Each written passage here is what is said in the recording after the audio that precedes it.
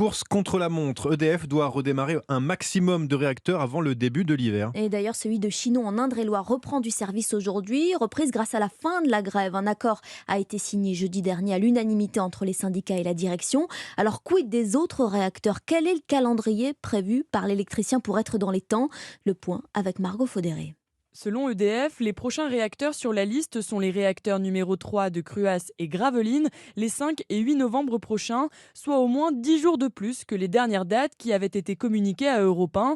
Un retard dont les grèves n'expliquent qu'une partie, selon Nicolas Goldberg, expert de l'énergie chez Columbus Consulting. Ces grèves, elles ont duré 4 semaines. Elles durent depuis fin septembre et là, elles sont en passe de se résoudre. Donc de toute façon, on ne pourra pas avoir pris plus de 4 semaines de retard sur le planning de maintenance en raison des grèves. Jeudi dernier, 27 réacteurs étaient encore à l'arrêt chez EDF, essentiellement pour maintenance, alors que l'entreprise voulait faire revenir tous les réacteurs sur le réseau pour l'hiver.